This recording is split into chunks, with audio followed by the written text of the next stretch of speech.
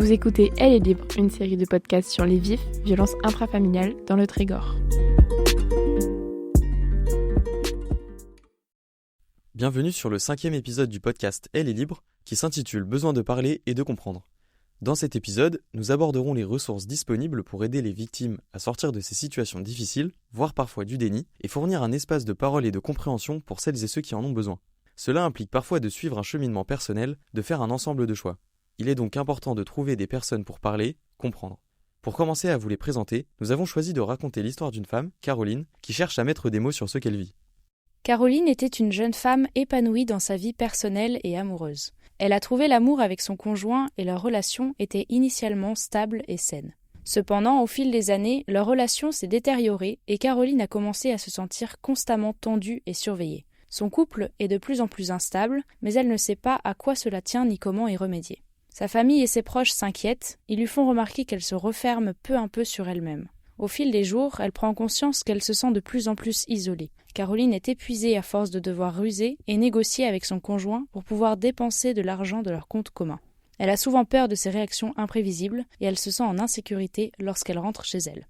Face à ces difficultés, Caroline prend conscience qu'elle est économiquement dépendante de son conjoint, ce qui lui fait craindre de ne pas pouvoir subvenir à ses propres besoins si elle décidait de partir. Elle ne sait plus ce qu'elle veut, ce qu'elle aime faire. Elle se sent perdue et ne sait pas comment sortir de cette situation.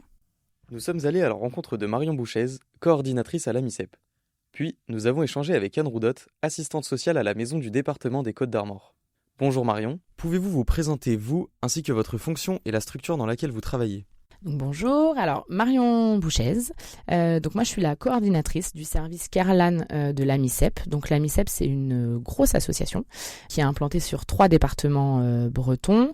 On a différents dispositifs, on a un point santé, un accueil de jour, un service qui va être sur l'accompagnement au domicile des personnes donc liées au logement on va dire, et donc le PA, la permanence d'accueil, d'écoute et d'orientation dédiée aux personnes victimes de violences conjugales ou intrafamiliales, ou témoins d'ailleurs. Quel rôle jouez-vous auprès des victimes de violences conjugales et à quel moment intervenez-vous ? Au niveau de l'association, donc pour ce public de personnes victimes de violences, on a donc 2 casquettes. On a le PA, donc, qui est une intervenante sociale et une psychologue. Elles vont proposer un accompagnement individuel, un suivi psychologique par la psychologue. Et au niveau de l'intervenante sociale, en fait, l'accompagnement qu'elle va proposer, il va être assez large et différent selon les besoins et la demande de la personne, en fait. Des moments de détente, on va dire, des moments où on s'extrait un peu de son quotidien et on va pouvoir juste se retrouver, recréer du lien. La MICEP propose aussi des hébergements d'urgence. Et donc là, c'est de la mise à l'abri, concrètement. La personne, elle accède à l'hébergement. Et derrière, tout un accompagnement de la même manière pour déjà prendre le temps de se mettre à l'abri et de se poser. Et ensuite, d'entamer un petit peu toutes les démarches pour l'ouverture des droits, récupérer éventuellement des documents, etc. Et puis, tout doucement, essayer de projeter l'après, quoi. Quel type d'accompagnement est apporté au sein de la MICEP ? Matériel, technique et social, personnel ? Alors, on va avoir du soutien, concrètement, j'allais dire matériel, par la mise à l'abri en hébergement.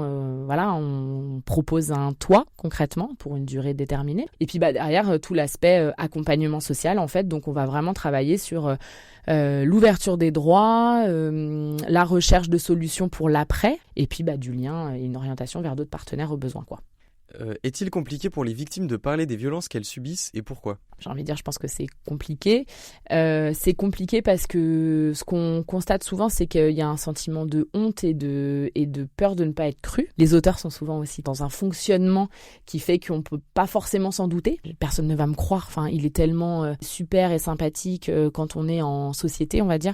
Personne ne me croira jamais. Donc c'est compliqué parce qu'il faut déjà prendre conscience de ce qu'on vit et des violences qu'on subit. Et derrière, on a ce sentiment de honte. Souvent, l'auteur, il a aussi mis la victime dans un sentiment de culpabilité. Ouais, c'est pas simple d'aller se confier parce que c'est aussi sur des choses qui sont quand même assez intimes. Enfin, on est sur de la vie privée et l'idée, c'est justement d'être soutenant et de pouvoir accompagner du mieux possible les personnes qui auront réussi à faire ce pas simple. Identifiez-vous des étapes de prise de conscience chez les victimes ? Parfois, il y a de la prise de conscience, mais ça veut pas forcément dire qu'on est au moment du départ. On dit en moyenne, pour un départ vraiment du domicile conjugal, etc., il y a 7 faux départs avant un véritable départ. C'est propre aussi à chaque personne. Donc. Depuis le mouvement MeToo, on observe que la situation des victimes de violences est plus médiatisée. Cela aide-t-il les victimes à prendre conscience et à parler de leur vécu ? Je pense dans un sens oui, parce que ça a libéré un peu la parole, tout ce qu'on disait sur ce sentiment de honte et de on va pas me croire. Ce que MeToo a mis aussi en avant, c'est de dire on vous croit, quoi qu'il en soit.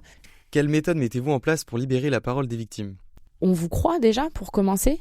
Je fais le parallèle avec le pas. L'idée au niveau du pas, c'est que la personne, elle vient quand elle se sent prête à venir. On s'adapte au temps de la personne. Et donc, si à un moment donné, elle veut venir, puis ne pas revenir, puis revenir, enfin, c'est aussi assez libre. On vous croit, on ne jugera personne. Enfin, réellement, c'est juste pas normal, en fait, de vivre ces violences. Et c'est clairement pas de la faute de la victime.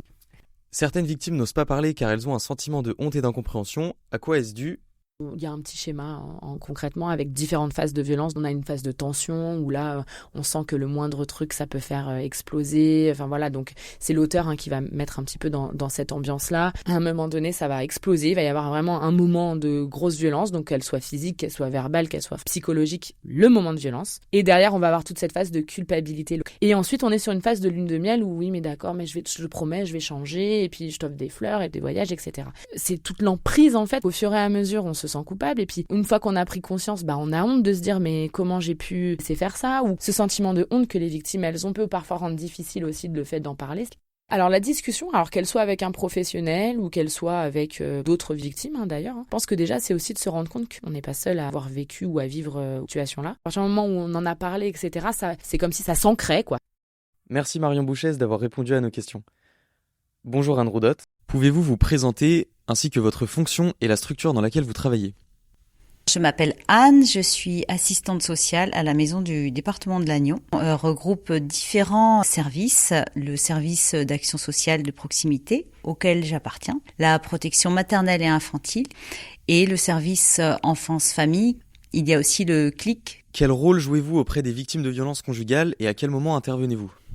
Je peux intervenir à tout moment. En tant qu'assistante sociale, je peux être amenée à rencontrer toute personne de mon secteur, quel que soit son âge, sa situation professionnelle, familiale, financière. Elle peut me faire appel.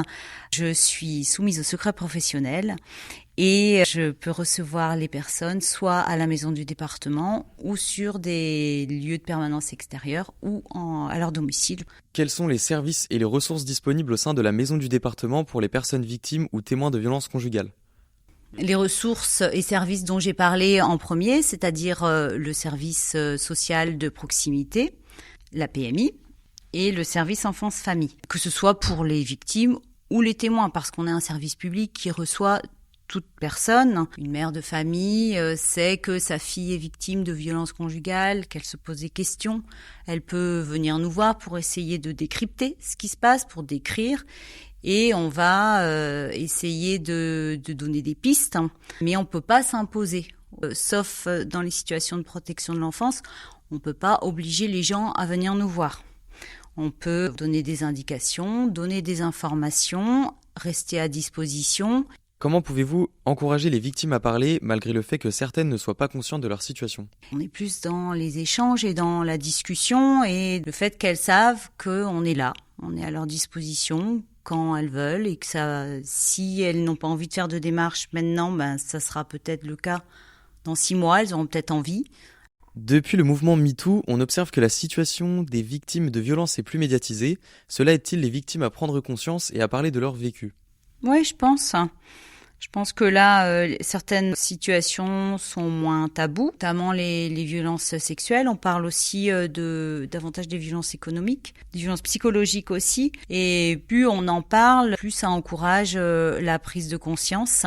En tout cas, nous, on est sollicités pour tout type de violence, peut-être de manière un peu plus fréquente qu'il y a quelques années. En général, quels sont les déclencheurs de la prise de conscience, de sortie du déni, chez les victimes de violences ? C'est quand il y a des inquiétudes par rapport aux enfants. Soit que l'auteur commence à devenir violent avec les enfants, soit quand les enfants manifestent des troubles et que là, les victimes prennent conscience des conséquences de la violence sur elles-mêmes et sur les enfants. Comment la maison du département collabore-t-elle avec d'autres professionnels, d'autres structures, pour offrir un soutien complet aux victimes ou aux témoins ? S'il y a une demande d'hébergement d'urgence, on sait à qui faire appel. Si on est plus sur l'accompagnement sur du long cours, on sait aussi à qui faire appel. Après, s'il y a des démarches auprès de la gendarmerie ou du commissariat, on sait quelle personne contacter. Donc, le fait de se connaître, ça facilite l'accompagnement et le soutien aux victimes. Une fois la prise de conscience effectuée, comment accompagnez-vous la victime à prendre une décision d'agir ? Donc, ça veut dire qu'une personne qui vient nous voir, qui est victime de violence, qui souhaite juste en parler, mais n'a pas le projet de quitter le domicile, ne souhaite pas déposer plainte, on respectera son choix. On ne va pas l'obliger à faire des démarches. Après, on peut lui expliquer ses droits, ce qu'elle peut faire, lui rappeler aussi l'interdit de la violence, qu'elle soit conjugale, intrafamiliale. Il peut y avoir une prise de conscience et ensuite une prise de décision. Il y a tout de même une exception, c'est que le département est en charge de la protection de l'enfance. Ça veut dire que quand il y a des enfants mineurs, si effectivement la victime ne souhaite pas quitter le domicile, que la situation de violence perdure, nous on peut être amené à un moment donné à engager des démarches pour que la protection des enfants soit assurée. Comment pouvez-vous aider les victimes à renforcer l'estime de soi et à retrouver confiance après leur vécu ? Alors ça, c'est un travail qui est collectif. Moi, toute seule, je peux rien faire. On en revient encore au réseau. Il y a des accompagnements qui sont possibles en fonction des attentes. On ne peut pas imposer un accompagnement que nous, on considérerait adapté. Donc c'est aussi le choix de la personne qui est respectée et son rythme. Puisque souvent les personnes victimes ont été tellement dénigrées, ont à un moment donné perdu le pouvoir et de décision et de réflexion que c'est compliqué de retrouver tout ça. Merci Anne Roudot d'avoir répondu à nos questions. Il n'y a pas de voie d'entrée unique, ni un chemin préconstruit pour avancer et se protéger, mais bien plusieurs acteurs qui ont un seul but commun, accompagner chacune des femmes qui souhaitent bénéficier d'aide. C'est la situation la plus complexe à prendre en charge, car les femmes ne se reconnaissent pas forcément dans le statut de victime de violences intrafamiliales, et il y a rarement des témoins de violences psychologiques. C'était un épisode de la série de podcasts Elle est libre, réalisé par les étudiants en communication de l'IUT de Lannion pour le collectif 25 novembre à Lannion Trégor Communauté.